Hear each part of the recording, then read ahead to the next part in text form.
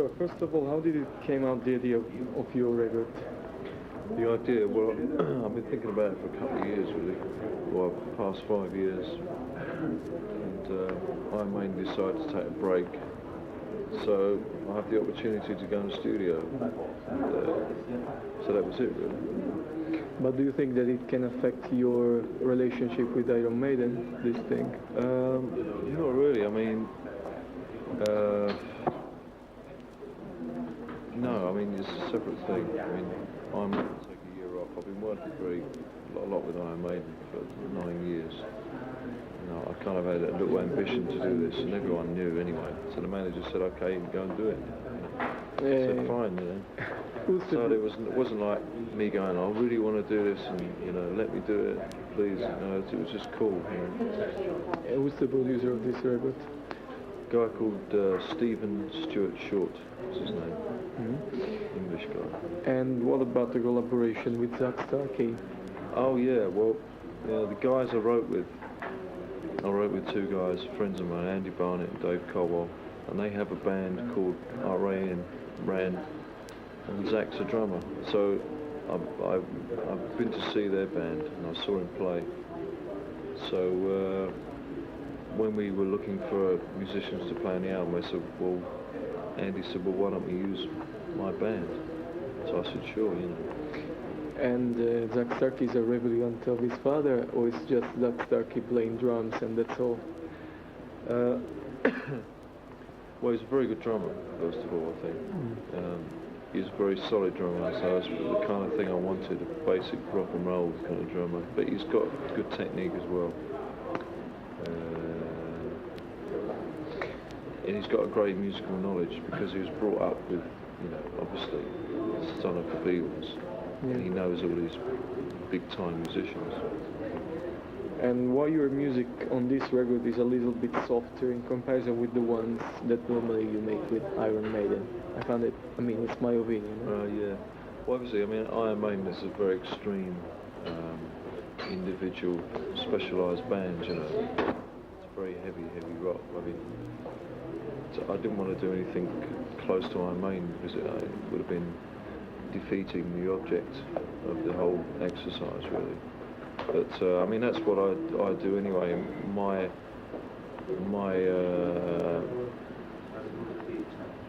thing is to do is a more basic, slower kind of rock anyway, and I try and contribute that to Iron Maiden. Some of the slower songs of mine we do with Maiden. So the difference is, I mean, with ASAP, I can take an idea and see it through to the end, how I want to do it exactly.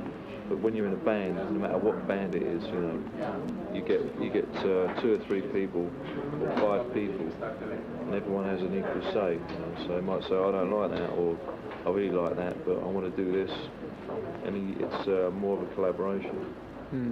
So it comes out very much sounding like Iron Maiden. So do you think that there is a big difference into writing for a group and vice versa, writing for themselves? Yeah, I think so, yeah. Mind you, the guys I wrote with think very much the same as when it comes to ASAP. We think very much the same. Iron Maiden is slightly different, which makes it interesting in a way. And for example, who gave you the advices on this record, just about the songs to choose to put inside the record and the songs to discard, and the songs to discard? Well, I made the final decision. I mean, it was my name on the project. I mean, I made a lot of decisions, but as much talking amongst a few of us. There was a couple of songs that didn't make it on the record that I didn't think I wanted to have on the record. So I said, "Well, I'm sorry, you know, I don't think it should go on." So if I put my name to it, I must take the decision, good or bad, and for better or for worse. But since Iron Maiden started to play, are past many years, and now there are many groups that play or want or try to play heavy metal. What do you think about this fact? I don't make any name, but you can guess what sure, this is. I don't hear too much originality coming out, and there's certainly crazy explosion of bands. I mean, if you pick up a copy of an English magazine, Kerrang or Metal Hammer or any of those things, it's just 100 different bands, you know. I think with the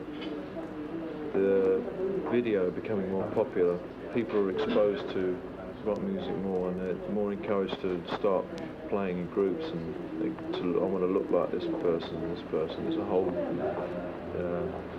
explosion of bands. I mean, but I don't really hear anything too original. The only original thing I've heard in ages is Living Colour. They're quite good, but I haven't really heard anything original. Did you know that Iron Maiden are a very collectible group? They're a collectible group? Yeah, they're very collected by people. We have many letters that write people that collect Iron Maiden, that collect heavy metal. Oh yeah, yeah. Did you know it? I don't understand what we sell a lot of records, or? Yeah, they buy your records, your special edition, your picture disc. They want to have everything about your group. Yeah. Did you know it? Yeah, it's that kind of thing. Yeah, I guess. Do you have any fan club, any official thing, just to satisfy the demand? Yeah. Yeah, we do have a fan club in England. In fact, we just did a convention where we had prizes, and we went there and we signed all the albums. We went there, and we, some drinks, and we have a new video. So. And this convention was organized by this fan club? That's right, but it was in England. Mm-hmm. I think, but there's members from all over the world. I'll give you the address if you want. Yeah, after you can give me, please. And why do you think that it's increasing so much, the collectionism for heavy metal during these recent years? I don't know really. I suppose Iron Maiden has been worked very hard on the road. As many sort of dedicated fans, I suppose. Can you please tell me the strange story that happened for the shaped disc of the Clairvoyant? That it was on sale this morning, and this evening was retired by the in the shops. I don't understand. I mean, there is this record that after I'll show you that my boss have it because he's a collector of heavy metal. And he told me that there is this shaped disc that came out this morning, for example, in the shops. And after this evening, for example, was retired by the market. It was sold, or it was just withdrawn? No, just withdrawn. I don't know. You don't know it? Don't know anything about it. Because he told me that there is this story. In fact, it's very collectible because there are really few copies around. It's this one, you see.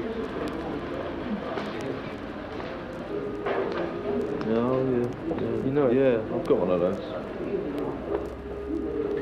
Yeah, those sort of things are limited editions. Yeah. Yeah, but it's strictly limited edition because it wasn't sale for one day only. That's weird. I don't know. Very strange. So what record of Iron Maiden production do you think is the most collectible, and why? For example, there are light things, there are... There's so many. To be quite honest, I lose track. You obviously have the album proper, you have just the album, but then you have 12-inch record. We always release a 12-inch with 2 extra songs on a B-side. I think there's one 12-inch single we did. I can't remember what was the A-side, but on the B-side there was one song, and there was one. It was like a dialogue. It was an argument between the band. Who had the idea for this thing? Well, it was in a dressing room. It wasn't premeditated. The drummer and the bass player had an argument, and somebody took a tape recorder, put it under the table, switched it on, and took it to the studio, I mixed it and everything, and put it out on a. It's called Mission from Harry, but I suppose that's a very unusual thing. I don't know if it's particularly rare, but that's quite unusual. Yeah, in fact. And what did they say when they found it on record? No, they knew about it. Ah, they knew about it. But So they weren't angry? No, it was just one of those things. You know, it was funny. And where is the country where your group sells the most? I don't know, because... Roughly? Yeah, roughly. I mean... I think it's more worldwide. We sell... probably, I mean, America, we sell... We might sell 100,000 in England and sell 700,000 in America, but proportionately, I mean, America's a bigger country. I guess America. Because now there is this big explosion of heavy metal in Japan. It's incredible. Really? I mean, it's always been popular in Japan. Yeah, but all over the world now there is this big explosion. I don't know why about the heavy metal. In fact, I told you before that everybody's going really after the collectionism of heavy metal. So, in fact, it's a surprise even for us. Yeah. The heavy metal is so successful. I didn't know about that. What do you think about the behavior of some heavy metal fans that have a violent and exaggerated way of life? Can it be the music the only excuse for these people? I don't know. I mean,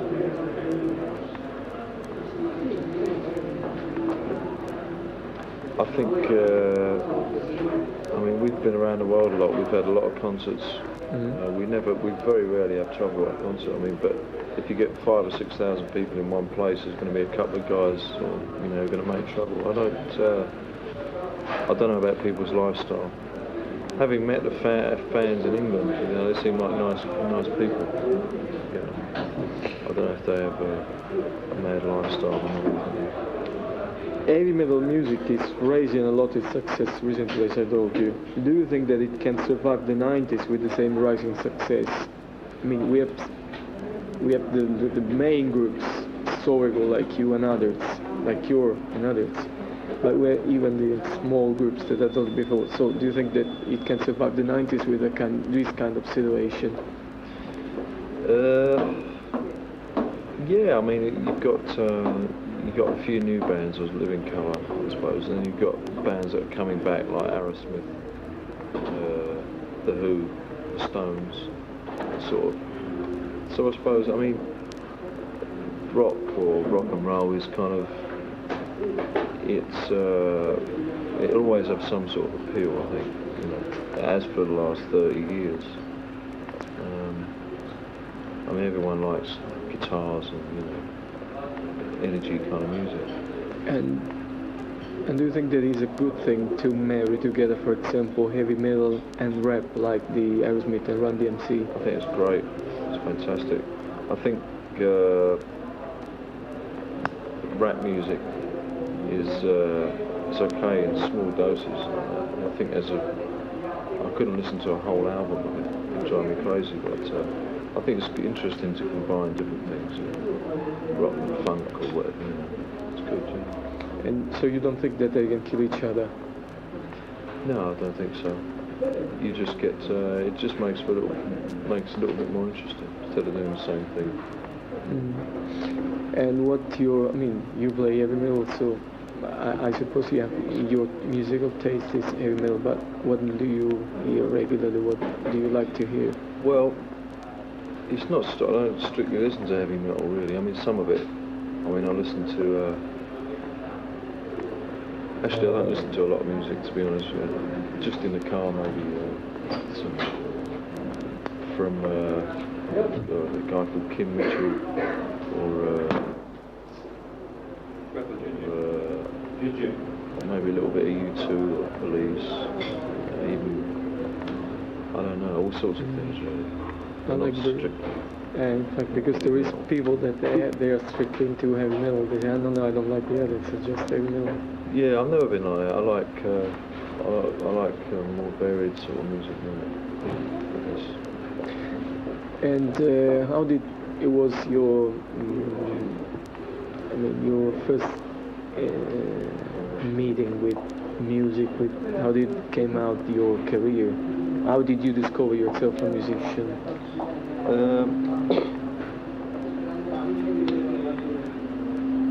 I don't know. I mean, I found the Beatles were very popular when I was a kid, and I suppose everyone wanted a couple of Beatles. Everyone had Beatle wigs and Beatle guitars and all that stuff. Most kids. I mean, it's an attractive thing to play guitar. I suppose when I'm about 15, I started getting serious. You meet other people and you start playing. So this was your first steps into music. Yeah, sure, yeah.